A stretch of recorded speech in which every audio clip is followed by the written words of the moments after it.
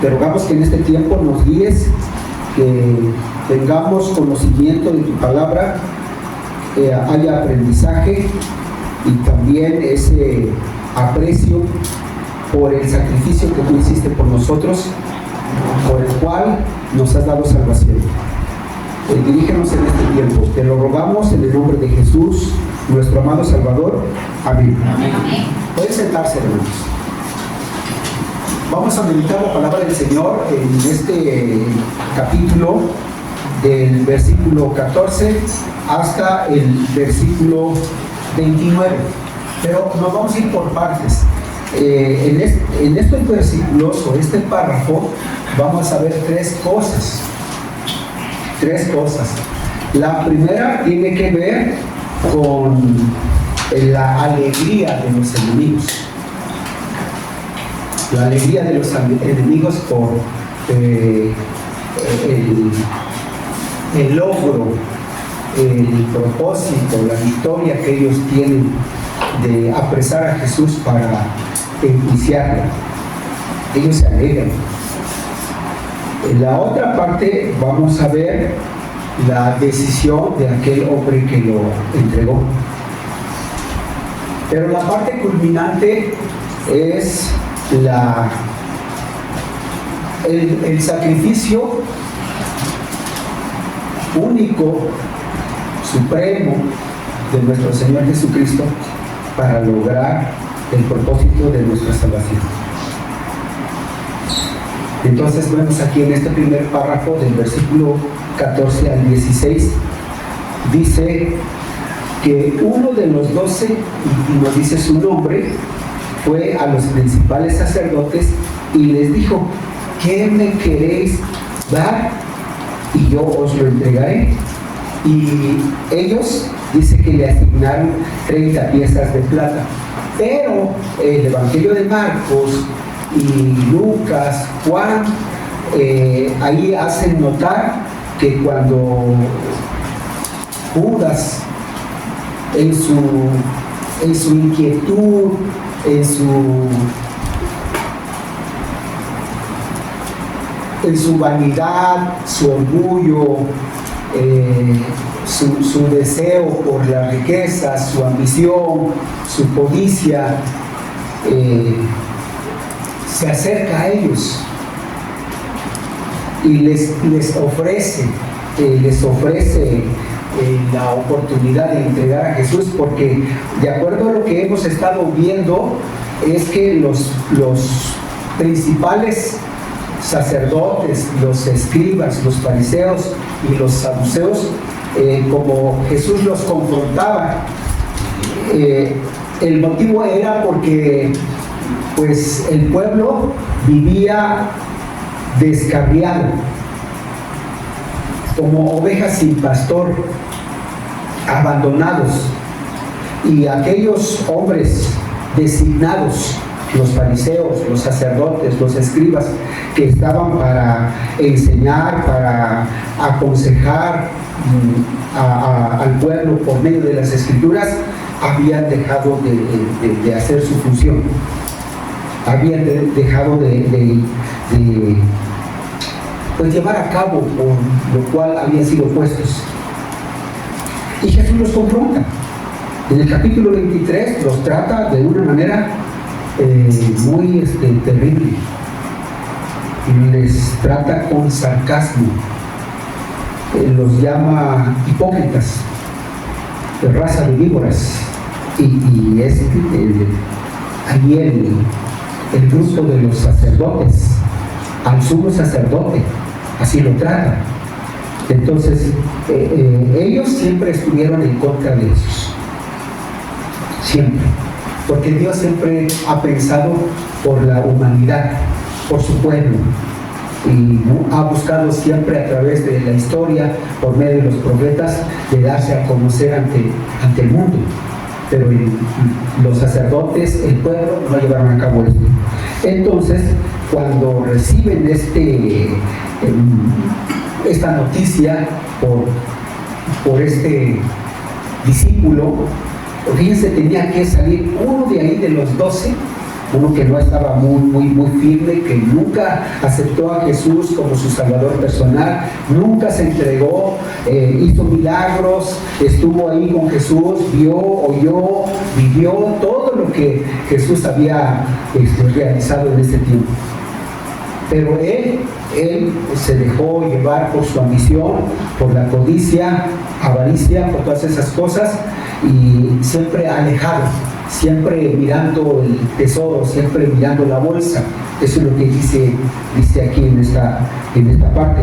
Entonces aquellos enemigos se alegran porque ellos dicen, por fin vamos a derrocar al hijo del carpintero, aquel que se hace llamar el Mesías, o se dice llamar el Mesías, el Cristo. Y fíjense bien cómo está esa situación. Una situación pues que ellos celebraban, que ellos festejaban. Ustedes pueden buscar las referencias, así como les digo, en Marcos, Lucas y Juan. Ahí en su casita pueden ver esto que les estoy compartiendo. Entonces, ellos designan 30 monedas de plata. Dice, y ellos le asignaron 30 monedas de plata y para que se cumpliera o se cumpliese lo que había escrito el profeta Isaías con respecto al Salvador. Y desde aquel momento, bueno, dice entonces aquí Judas buscaba la ocasión para entregar a Jesús. Entonces, enseguida primero tenemos la alegría del enemigo.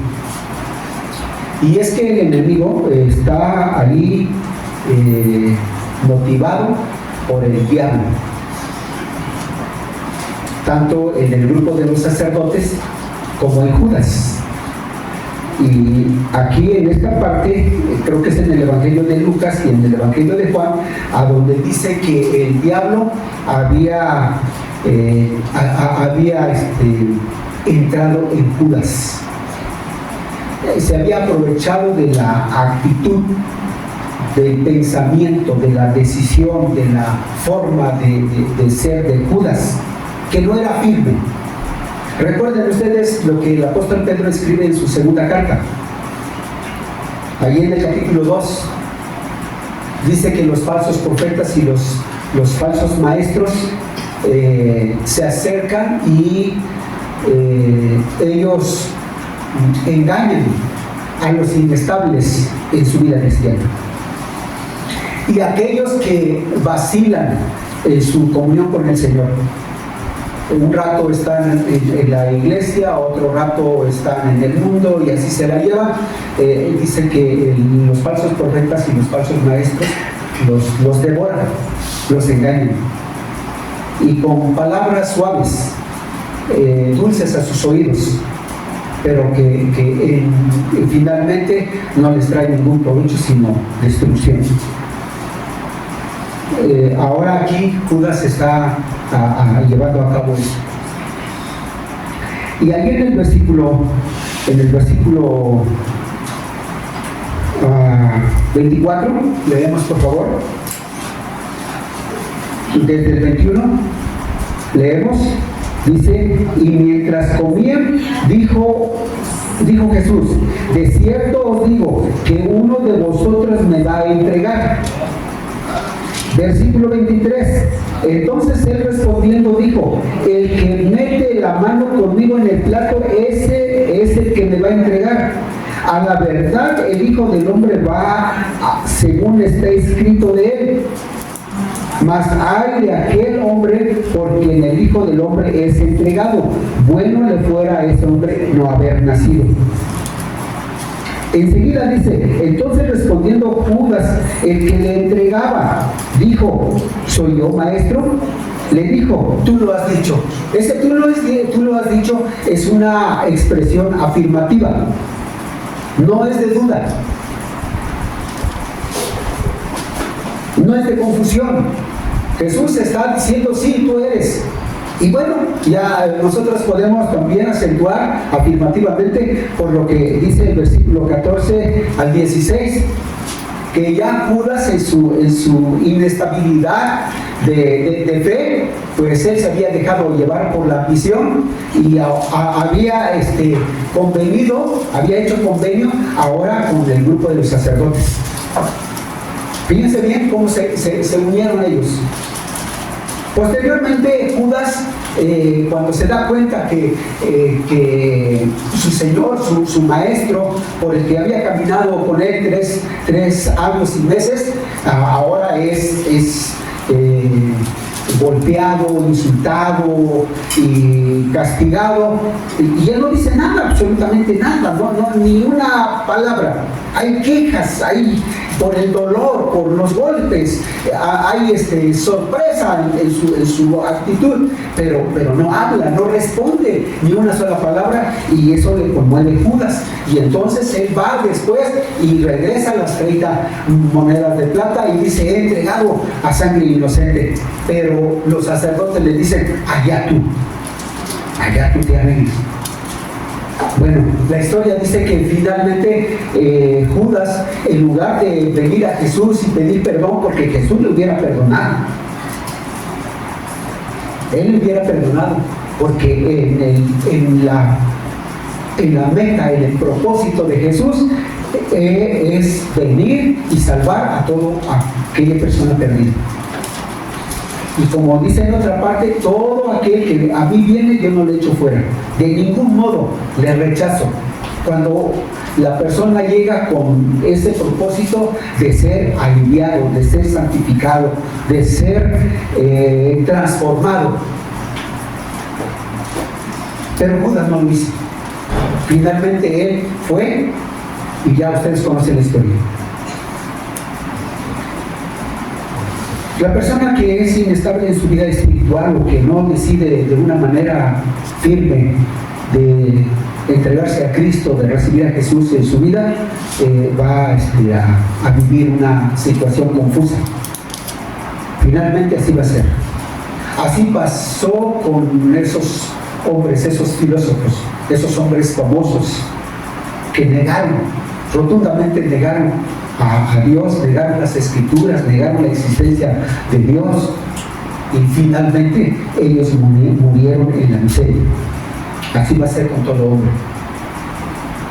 Entonces, en esta parte, que sería la tercera parte, hermanos, la primera es el festejo, es la celebración de los sacerdotes, de los escribas, de los fariseos, porque logran su propósito. Y la otra parte aquí que tenemos es la decisión de Judas. Jesús dice aquí en el versículo 24: a la verdad el Hijo del Hombre va según está escrito de él, mas hay de aquel hombre por quien el Hijo del Hombre es entregado. Bueno le fuera a ese hombre no haber nacido. O sea, las Escrituras dicen que era necesario que el Cristo padeciese, que fuese crucificado, para lograr la remisión de los pecados y la salvación de todos los hombres. Está escrito. No había vuelta de hoja. Y cuando Jesús, allí en el huerto de Getsemaní, ora pidiendo a Dios que, si es posible, sea libre de esa situación, pero no es posible, no hay manera de evitar. Y entonces Jesús añade diciendo: mas no se haga mi voluntad, sino tu voluntad. Y entonces Él toma la decisión de entregarse. Es llevado como cordero y es sacrificado. Es el cordero de Dios, pero es para nuestra salvación. Así está escrito. Él nació conforme a las Escrituras, vivió conforme a las Escrituras, fue crucificado y murió, resucitó y ascendió conforme a las Escrituras. Todo establecido en la Biblia. Era necesario, hermanos. Entonces, están en este tiempo, versículo 17, vamos a leer. Dice, en el primer día de la fiesta de los panes sin levadura, vinieron los discípulos a Jesús diciendo, ¿dónde quieres que preparemos para que comas la Pascua? Y él dijo, id a la ciudad a cierto hombre y decirle, el maestro dice, mi tiempo está cerca, en tu casa celebraré la Pascua con mis discípulos. Y los discípulos hicieron como Jesús les indicó. Y esto es sorprendente. Jesús tenía muchos seguidores, personas que, aunque no abiertamente habían confesado su fe ante la sociedad, pero habían confesado, habían dicho esto ante Jesús y le habían recibido. Y este hombre, a donde posó Jesús con sus discípulos para celebrar la Pascua, ese hombre cedió su casa. Y la Pascua que se menciona aquí era una fiesta anual de los judíos, de los hebreos, una fiesta solemne que consistía, o el significado es libertad.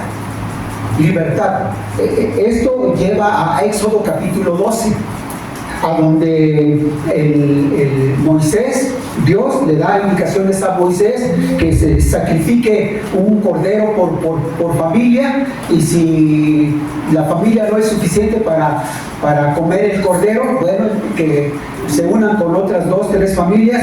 La cuestión es el cordero, y la sangre que se derramaba, se sacaba del cordero, la indicación fue para rociar en los dinteles, y bueno, eso indicaba libertad. Ahora aquí, hermanos, están celebrando esto. Y ellos, como se les había indicado en el Éxodo, que ellos tenían que ponerse su morralito, usar su bastón, y como viajeros, saliendo de la esclavitud. Ese era el significado de la Pascua. Pero ahora aquí, en este pasaje, dicen los discípulos, ¿dónde dice aquí, ¿dónde quieres que preparemos para que comas la Pascua? Los discípulos están pensando de acuerdo al Éxodo, pero Jesús aquí les habla de otra manera. Sí celebran la Pascua, pero este es un momento glorioso en donde Jesús lleva a cabo lo que ya está planeado, lo que ya está hecho y dicho por Él, para Él. Entonces aquí en el versículo 25, entonces respondiendo Judas, bueno, el versículo 26, leemos juntos por favor, el 26, dice, y mientras comían, tomó Jesús el pan y bendijo y lo partió y dio a sus discípulos y dijo, tomad, comed, esto es mi cuerpo. Y tomando la copa y habiendo dado gracias, les dio diciendo, bebed de ella todos, porque esto es mi sangre del nuevo pacto, que por muchos es derramada para remisión de pecados. Ellos celebraron la Pascua, pero en ese momento Jesús les enseña el nuevo pacto. El pacto pasado quedó atrás, la ley quedó atrás, se acabaron se acabó la fiesta solemne de los hebreos, de los judíos. Se acabaron las ceremonias, se acabaron las fiestas ceremoniales, se acabaron los sacrificios de animales, se acabó todo. Y ahora Jesús, de una manera directa, ahí preparó la mesa con panes sin levadura, con jugo de uva, y el Señor Jesús ahí les ministra a los discípulos y les dice así el 26, mientras comían, tomó Jesús el pan y bendijo y lo partió y dio a sus discípulos. Y lo que dice Jesús aquí es la obra gloriosa que Él lleva a cabo. Y aquí lo muestra con dos elementos: el pan y el jugo de uva. Pero de esta manera Él está aquí señalando o está sellando un nuevo convenio, un nuevo pacto, que el hombre ahora puede llegar ante Dios como Él dice allá en San Juan capítulo 14 versículo 6, cuando Él dice: yo soy el camino, la verdad y la vida. Enseguida Él dice: el que cree en mí tiene vida eterna. El nuevo pacto. Y aquí lo presenta con dos elementos, simbolizando. Dice Jesús: este es comer, esto es mi cuerpo. Esto es mi cuerpo. Ese elemento del pan es una figura que el Señor Jesús está mostrando ahí, pero es el cuerpo que va a ser crucificado. Él mismo, la sangre que va a ser derramado. Y toda persona puede llegar al Padre recibiendo a Jesucristo como su Salvador personal. Ya no los sacrificios, ya no las ceremonias, ya no las fiestas, ya nada de eso, sino solamente Cristo Jesús. Y por eso los apóstoles, tanto Pablo, Pedro, Juan y todos ellos hablan y enseñan que el hombre es justificado delante de Dios por su fe en Cristo Jesús. El nuevo pacto. Aquí se acaban las obras. De hecho, la ley y las obras nunca justificaron a los hombres en el Antiguo Testamento. Siempre Dios señaló la fe auténtica, y ahí podemos ver a Abel, ahí podemos ver a Noé, podemos ver a Abraham, a Moisés y a todos esos hombres que están registrados en la Biblia. Todos esos hombres, cuando Elías dice, frustrado y deprimido, Elías dice: solo yo he quedado, mejor quítame la vida porque solo yo he quedado de todo el pueblo de Israel. Y Dios le dice: no, porque aquí hay 7,000 hombres que no han doblado sus rodillas ante Baal. Hombres que pusieron su fe auténtica en Jehová, que se dejaron conducir por Él. Entonces, las obras en el Antiguo Testamento nunca justificaron al hombre en cuanto a perdón de pecados.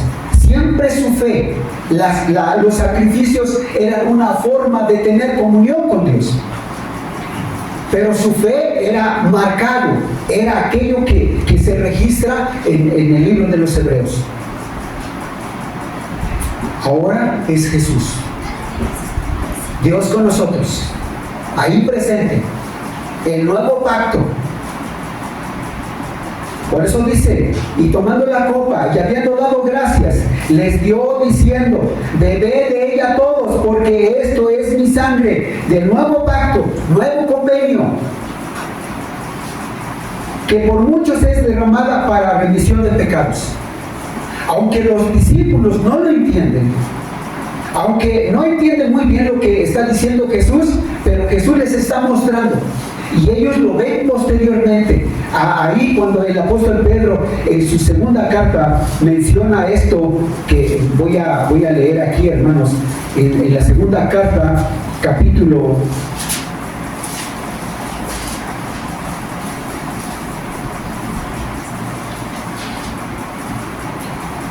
1, versículo 16, dice así: porque no os hemos dado a conocer el poder y la venida de nuestro Señor Jesucristo siguiendo fábulas artificiosas, sino como habiendo visto con nuestros propios ojos su majestad.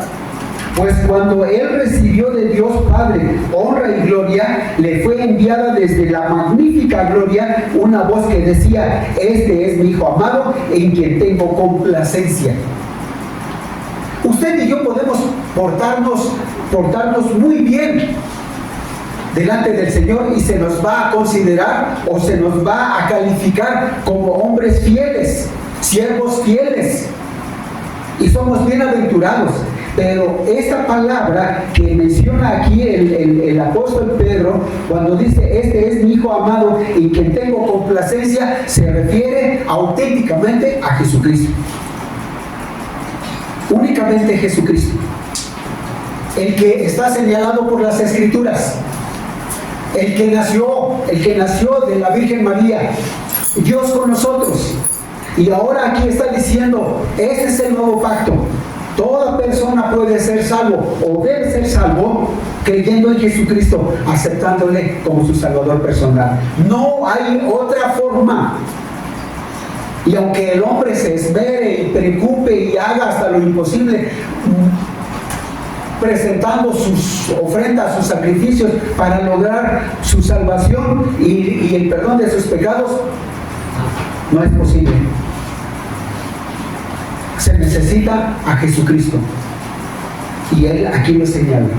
Es la obra gloriosa, la obra sublime, basado en el amor, impulsado por el amor, motivado por el amor, lleno de amor, lleno de misericordia, lleno de compasión. Es el amor de Dios. Y el apóstol Pablo lo menciona, pero Dios, que es rico en misericordia, por su grande amor con que nos amó, nos dio vida juntamente con Cristo y juntamente con Él nos resucitó. El nuevo pacto. Y entonces termina el Señor Jesús esta parte aquí en Mateo, donde estamos, diciendo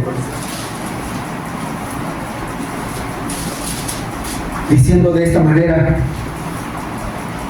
y os digo, versículo 29, y os digo que desde ahora no beberé más de este fruto de la vid con ustedes, hasta aquel día en que lo beba nuevo con vosotros en el reino de mi Padre. Y lo que vimos en la escuela dominical, lo que hemos visto en Apocalipsis, lo que hemos visto en las cartas que enseñan los apóstoles, aquellos hombres que estuvieron con Jesús, que vivieron con Él, testigos oculares, cuando Pedro dice, nosotros aquí estuvimos, cuando Juan dice lo que nosotros hemos visto y oído, lo que era desde el principio, tocante al verbo de vida, eso es lo que les hablamos, y lo que les hablamos es vida eterna. Estaba con el Padre, pero se nos manifestó, y esto les enseñamos para que ustedes tengan comunión con nosotros, porque verdaderamente nuestra comunión es con el Padre y con su Hijo Jesucristo, y es lo que queremos nosotros para ustedes. Y esto les escribimos para que tengan gozo completo. La persona puede tener sus intereses, su familia, y padecer de gozo, padecer de paz, de tranquilidad, padecer de salvación. Pero cuando ha recibido a Jesucristo, tiene el gozo completo porque tiene herencia celestial. Esto es por este nuevo pacto que señala aquí Jesús. Entonces aquí vemos, mientras unos celebran por la crucifixión o porque apresan a Jesús para hacerle juicio, torturarlo y matarlo, mientras algunos celebran y el enemigo celebra, Jesús está haciendo un convenio de vida eterna, un convenio de salvación, de entrada celestial para el hombre que le acepta como su Salvador personal.